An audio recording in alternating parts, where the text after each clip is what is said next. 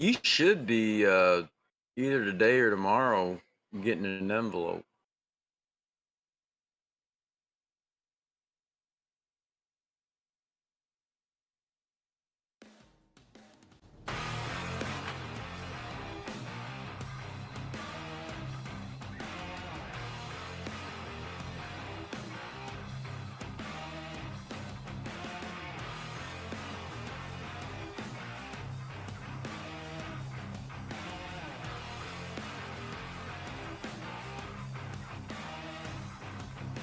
I sent it.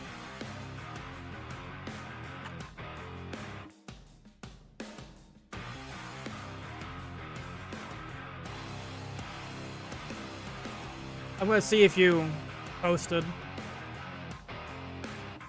Um,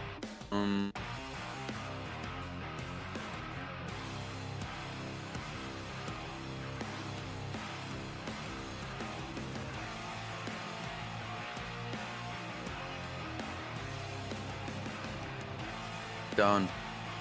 Well, it's posting.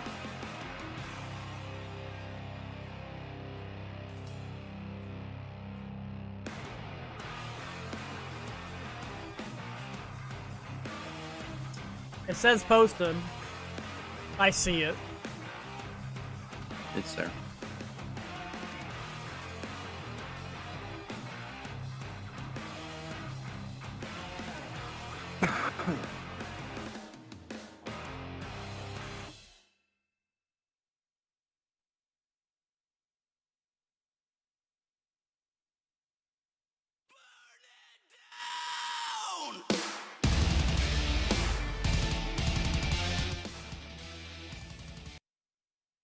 Floor is yours. This is the Burn It Down NASCAR podcast, post Richmond edition. We're going to try and make this interesting. No? No, that was a pointless race. Yeah, it was. I guess in 2020 they were completely cautionless, so he at least got one of those with 10 to go. Congratulations to Chris Buescher. RFK Racing. They were both strong. The caution cycle got Brad, and he never recovered from that. Buescher came from what, 26th? 22nd? 20. Yeah. Fords are good on short track just because how the package is. Well, Chevy sucked. We only had 2 in the top 10, and they were on the same team, and that being Kyle Busch and Austin Dillon. But, I mean, you had all Toyotas and Fords dominated. It was just that simple.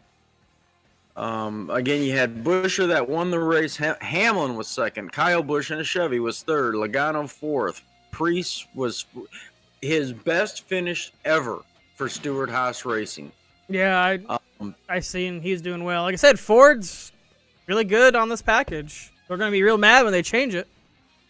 Yeah, Keselowski in 6th, Truex in 7th. Top 10 round them out. We got out Amarillo, Dillon, Harvick.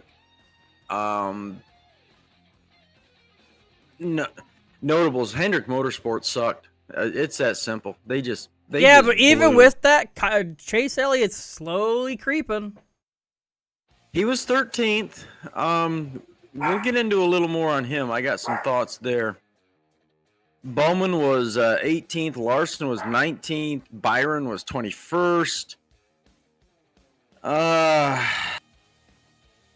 I'll tell you another team that's having trouble, Chevy team-wise, and that's Trackhouse Racing. I was like, holy crap. You got Suarez in 33. Suarez, he's never been, in my opinion, that great of a racer. No, he can get it going on the super speedways and the road courses, obviously, but as far as an overall journeyman, you're correct. And then you had Chastain, who was in 24th, a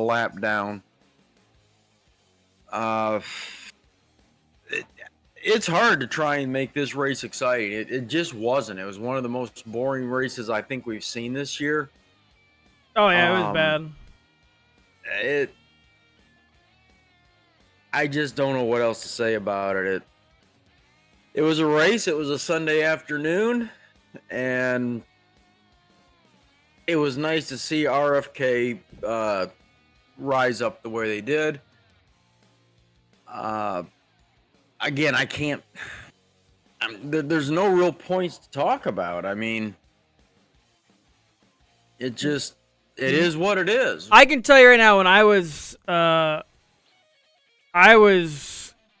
so over the fact they kept showing the Denny Hamlin, Kyle Larson replay like 1,000 times. I'm like, get over it. I know you're trying to push this narrative, but stop. It was beyond annoying how much they showed the Denny Hamlin, Kyle Larson thing.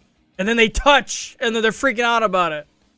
Jesus. It was called the bump and run. It was so out of the. It's just blown out of proportion. Don't get me wrong. It's a story. I put a poll question up on NASCAR Only on Facebook.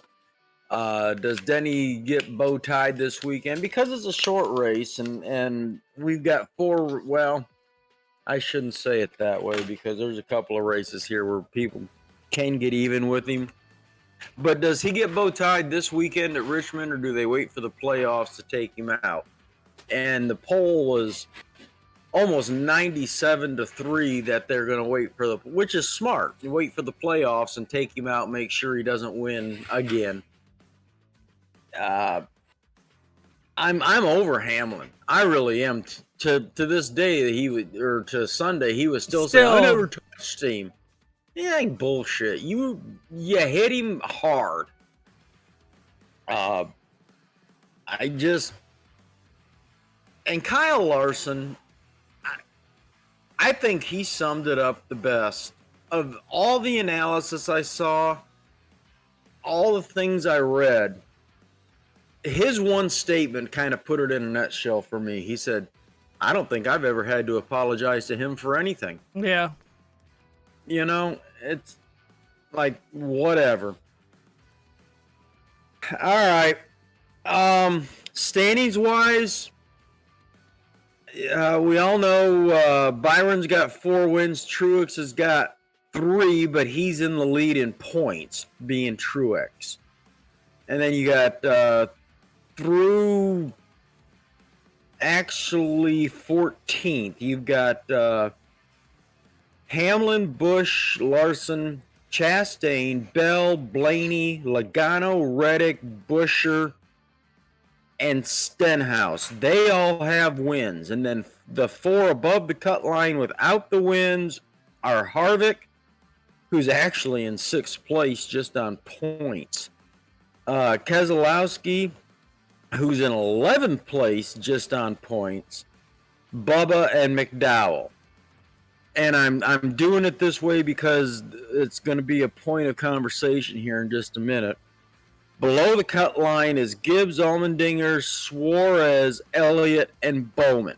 And that's as far as I'm going down. Gibbs is 18 below, Allmendinger is 22, Suarez is 33, Elliott is 40, and Bowman is 42. I guess you could insert Cindric, he's 64 below the cut line.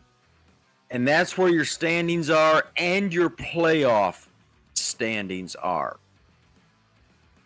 Now, I do want to spend just a little bit of time on this before we just get to news and views and that kind of crap.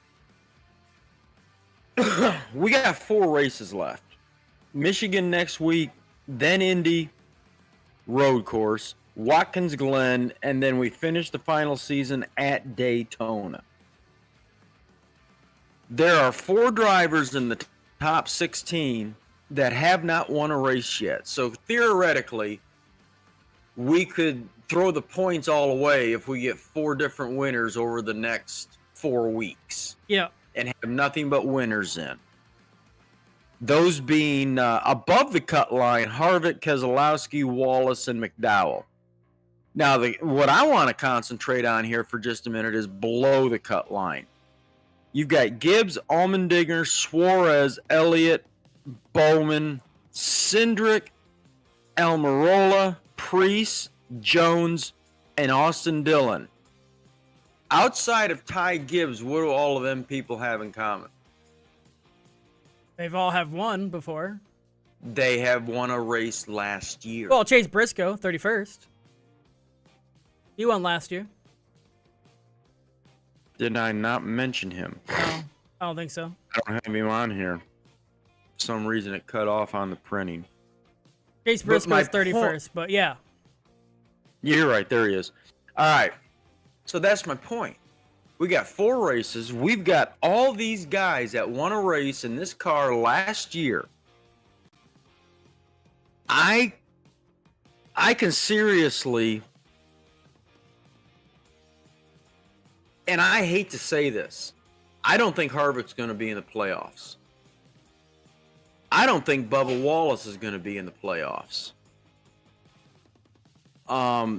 Because he blows at road courses, and we got he's only got one race he's going to be good at, and that's Michigan coming up, because it's a balls to the wall, hold it down. Well, Daytona, he's got a legitimate shot at Daytona too. I mean, let's be honest. Is that the season, mid-season, or that's the season enders? Okay, Daytona. I didn't realize it was Daytona. So he's got a 2 out of 4 that he's going to have to win. He's going to try too hard and crash, my opinion. Well, I truly believe Keselowski, because he's good at the plate tracks. He's good at road course. He's not bad at road courses. I think he's going to win his way in. I would not be surprised if Michael McDowell won his way in. I would. He's only won one race his whole fucking career, and is at Daytona. Didn't he win second place at Indy last year? He was strong. No, don't mean. Yeah, I agree, but that he's only won one time, and you think next 4 is going to be one of them? I don't think so. I don't. Don't get me wrong, he's good at road courses. He won Daytona last year. That's how he got in. Who? Daytona. McDowell. Yeah. Was it last year or the year before? Yeah, but yeah, I know what you're saying. I guess what I'm asking you to do, and this is on the premise that we're going to have 4 new winners over the next 4 weeks. Who are those 4 going to be? I don't think there's going to be 4 new winners. Do I have to say 4 new winners? Uh-huh. My rules. I would say Chase Elliott. It's going to be one of the road courses.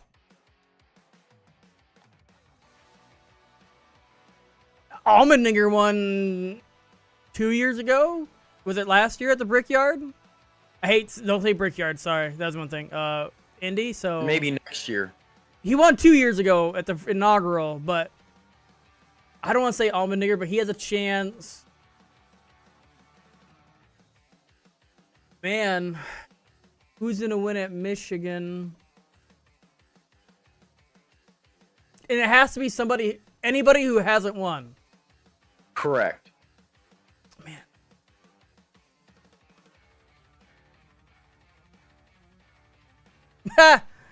Put me on the spot. Then it worked. If I have to, like I said, if I have to choose new winners for each race, like I said,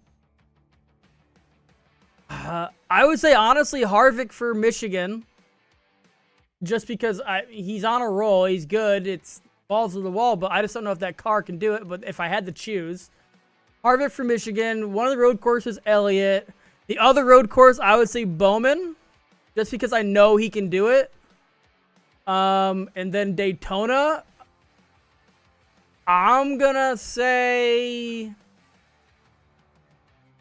oh man, where is he at? I just had it in my head. Austin Dillon. A bad choice. I'm gonna kind of mess with you on what I'm thinking. I'm thinking Brad Keselowski at Michigan. You know, Yeah, it's his home track essentially. Like I just don't think Ford's as strong at super speedway. But like I said, it's a super speedway, so who knows? Harvick won it last year. Huh? Harvick won last year. Yeah, but last year's different than this year. Fords have not been good at any other track besides short tracks. They have not, but Michigan's a different animal. I It's agree. A super speedway. Yeah. You can race 5 wide. Yeah. You know personally, you Yeah. can go 5 wide at that place. I'm saying McDowell at Indy. I really think. I just got a feeling about he's been strong. Don't be wrong. Yeah, he has been, and he's also He's been the sleeper pick if you have a So- fantasy league. so- If you'd have put him in, So Segway, he might actually supposedly he's rumored to replace Eric Almirola too. yeah, I've heard that. But yes, go ahead. And I'm saying Elliott at Watkins Glen, Eric Jones at Daytona. Jones. Yeah, I can see Jones. Like I said, I could even see Corey LaJoy at Daytona if you really want to push that subject. He's got to keep that hair out of his way for a whole 500 miles. I don't know if he can do it. But Daytona's a crapshoot. Like Cedric could win it. You know what I'm saying? Like he won the Daytona 500. He could win that. Whatever. Noah Gragson could win it. I mean, there's God, could you imagine? We all know that Daytona is anybody's race, but so you're going if we had to choose, on the theory that we're going to have 4 new winners to finish out the year, you're going Elliott, Harvick, Bowman, and Dillon. Yeah, And technically it would be Harvick per race. Yeah, it'd be Harvick, Elliott, Bowman, then Dillon. Yeah. I hate to say it because I'm a Harvick fan. I just don't think he's got enough in him to do it. I really don't. Anyway, I'm saying Keselowski, Elliott, McDowell, and Jones are your 4. So, and then also, if anybody is watching this, we're definitely going to do the fantasy league brackets starting. Who's after Daytona? Where do we start? Darlington. Playoffs. Darlington. That's right. So starting with Darlington, we're definitely going to do the bracket thing on NASCAR.com, the fantasy live. So it'd be fun to get some people in there. But anyway, I wanted to do that because it's time. It's time to start showing what we know or how lucky we can or can't be. So, let's do some news. Oh, I got to cover. You kicked my butt for Richmond. I said Chase. You said Kyle Busch. We both took Newman as a dark horse, which that really worked out well at 29th spot. Yeah. But what do you got that you want to talk about? I think I can probably almost guess. I guess the big thing, which I guess maybe it's on your thing is it's probably not what you're going to think is NASCAR got a new TV deal or Xfinity. On CW. Yeah, and the good thing, what I like about it, and I hope they do good production, it's like $1.7 million a year for 7 years. It equals up to $800 million, and people are bitching about. I'm like, guys, it's literally free over the air TV, and it's all year. They don't split. It's all year. There's no mid-season switching of broadcast boosts. They might, maybe spruce it up, but like it's all year. Interested to see who they get as the Junior is gonna have to. I can't see Junior not. He's always been Xfinity, but he's NBC. So what if Cup stays with whatever? They haven't announced what Cup's doing, but yeah, I'd be interested in who they hire. Please don't do DW. Please, I saw somebody go, "Oh, CW is DW." No, please God, no. DW is too old. He's not gonna do it. There's no way. But it'll be interesting with that. People are bitching. I'm like, you guys got to be happy. It's free over the air. Go get a converter, or any TV can have it. Any new TV has it. It's free over there. You're lucky it's not on a streaming service like Amazon, like it's been rumored, or Peacock only. I was happy when I saw that because they were talking about going to streaming only. and I was like, well, that's it. I'm not paying anybody. Yeah. And I've got CW, as you said, you can actually over the air. Yeah. It's free, so You know, it's just got to get used to it. CW now, which is fine. So that was a big news thing that came out. It's Xfinity though. That's Xfinity. That has nothing to do with Cup. So it'll be interesting when the Cup deal comes out. well, yeah, and again, because there were so many rumors that they were going to take Xfinity Xfinity to streaming only, yeah, and NASCAR channel, whatever that meant. But, anyways, 24 through what 32 or 1 or something it's like a 7 or 8 year deal. I think it's 7 year. It's over 7 years, $800 million.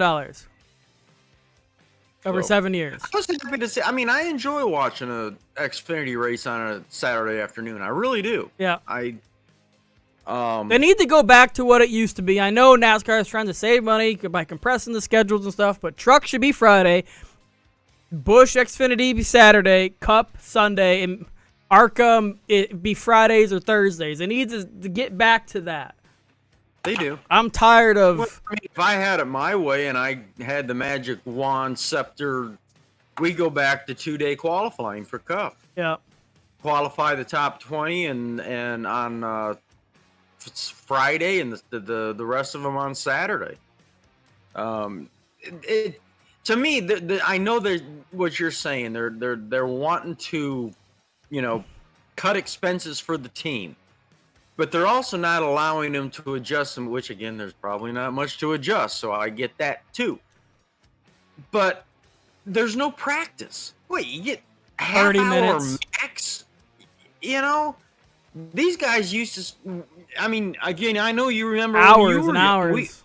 We'd show up on Wednesday nights so we could start watching track activities that began on Thursday, where they'd go out and practice all day Thursday and into Friday, and then they do, qualifying for the top 20. And do you remember Elliott Sadler wrecked that 21 Sitco so bad at Michigan they couldn't even fit it on a freaking rollback? Mm-hmm. It sat at the end of pit road until Saturday afternoon. They tried to figure out how to pick that thing up, barrel rolled it down the front stretch, and that was on Friday. I miss those days where you could take the family, go camping, and spend 4 or 5 days at the track, and there was activities all day long on the track. And then you add in the IROC race, even though at the time we were kind of complaining because they're all the same. Well, what do we got now? Yeah. Rock on steroids. But it was fun. And morning and evening we go through the haulers and the vendors and whatever else activities were going on and sneak into the infield and just, and those days are, I mean, it's a 1-day event now almost. It's ridiculous, but they're not going to listen to me, so at least we got those memories. I did want to touch on, I was very surprised after the awesome attendance at Pocono, which was, to me, was unbelievable. I could not believe that Pocono. place was packed. I expect Michigan to be the same, to be honest. But we'll see. There was nobody at Richmond. It was probably 50% or less. Well, if fans know that race is going to be trash with the new car. Well, the way short track are racing is. Which today,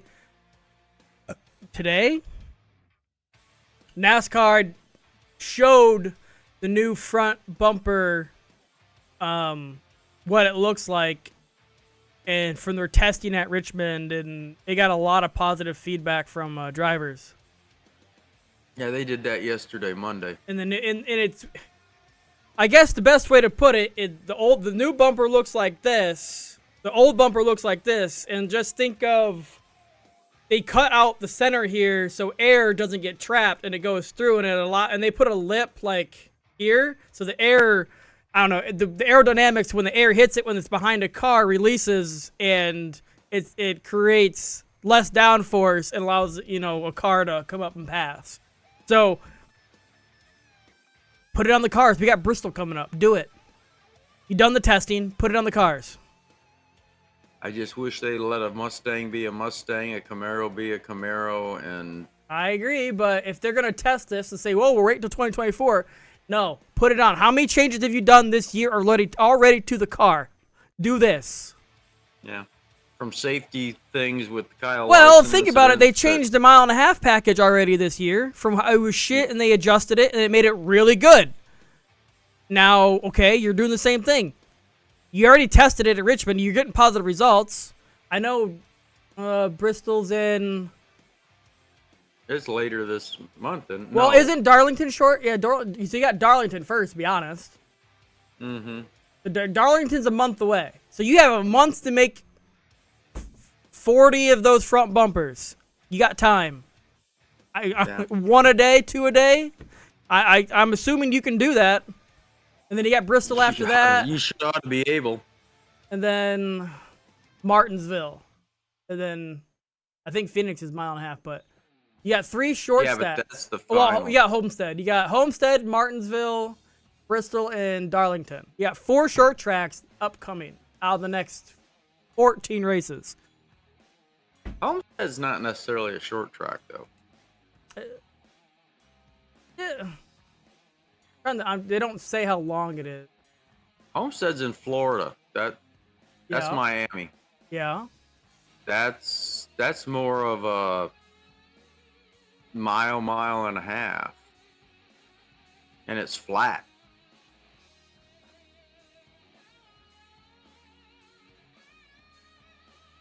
Let me see. While you're looking that up, I want to give a shout out to Sam Mayer, who wins at Road America. Homestead is 1.5 miles. Yeah, I was gonna say that's not a short track. And Carson Hosefar won the truck race at Richmond, so give them props for that. Road America, the last 2 laps at Road America were flipping awesome. Darlington's 1.3. Well, go ahead.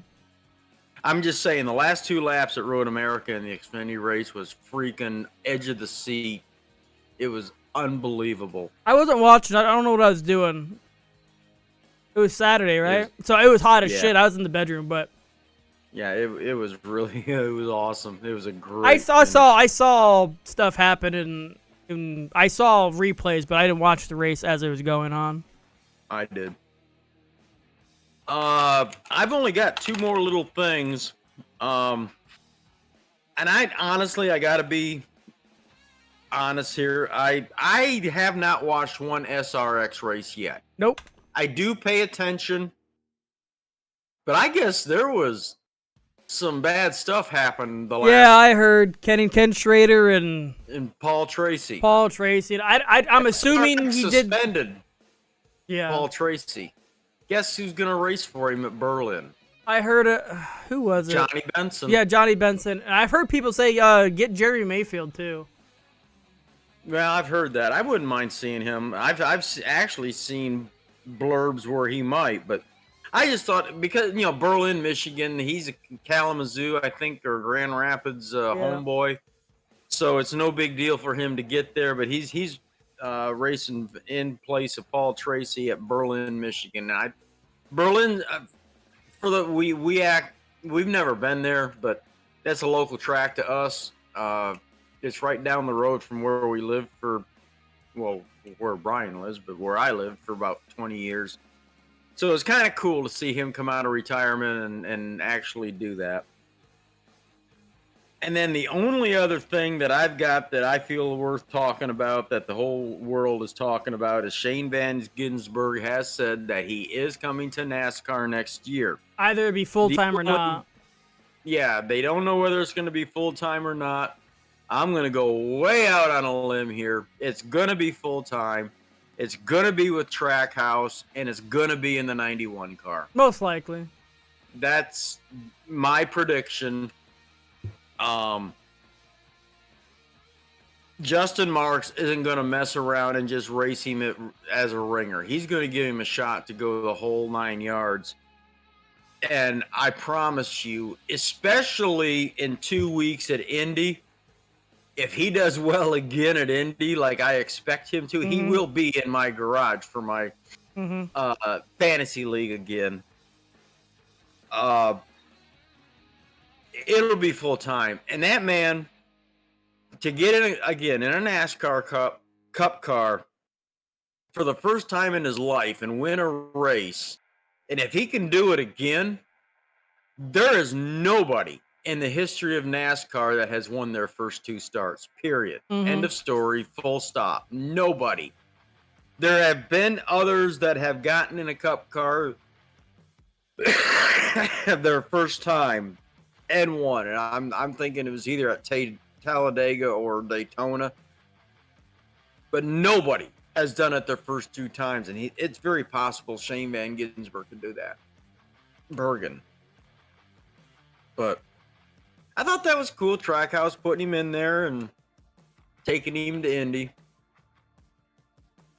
So I have nothing else. That's about it, unless you got something else you want to talk about. No, I was just looking to see if there's anything on the news that popped up, but no. And we're only on Tuesday, so. Yeah. Well, tomorrow is penalty day, so. Yeah. There's nothing. Nothing popping up. Yeah, we pretty much already. Who's gonna win at Michigan this week? Kevin Harvick. Gotta stick with it, right? All right. I'm gonna go with BK. Gonna stick with. Who's your dark horse? Ryan Preece. He's gonna ride that pony. You don't think he was a one horse, one trick pony, huh? And he's right at 25th. By 2 points. I'm gonna take Eric Jones. Yeah, home track. He usually does good at those type of things.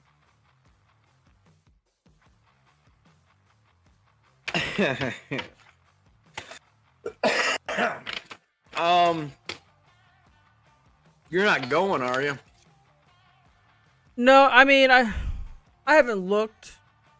I thought about it.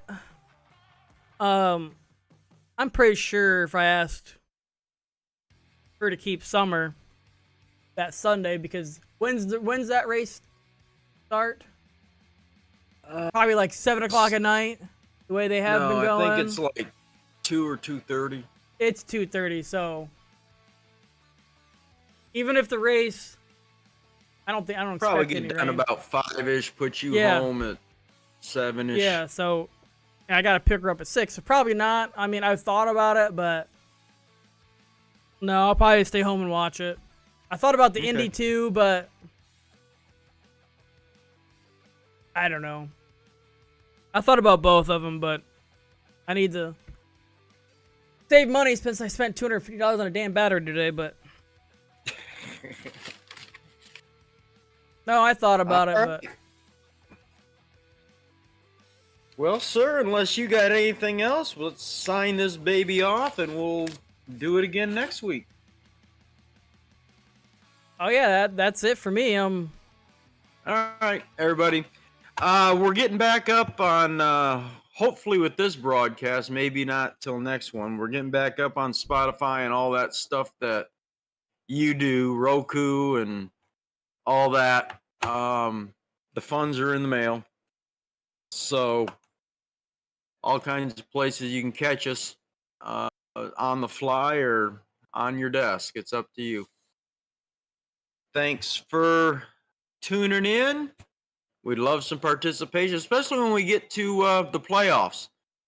We want to do, more than just us on the brackets for the playoffs. So before we go, they have the 1-ups, the heads ups for the Michigan yeah fantasy. They have Buescher versus Suarez. Buescher. I would say Buescher. Then they have Blaney versus Harvick. Then That's a tough one. Yeah, and then they have Harrison Burton versus Eric Jones, and then Jones. and then Kyle Busch versus Byron. That's a tough one. Yeah, to me, it'd be to see how they would qualify. Yeah. But other than that, yeah, I just thought about it when you started talking. But that is. I mean, I'm ahead. That belt's staying here. It looks like. The what? My belt. I'm leading 41.88 to your 38.84. I only lost by 12 this week, and I beat you the last 2 weeks. So. Yeah, but I'm like almost 300 ahead of you.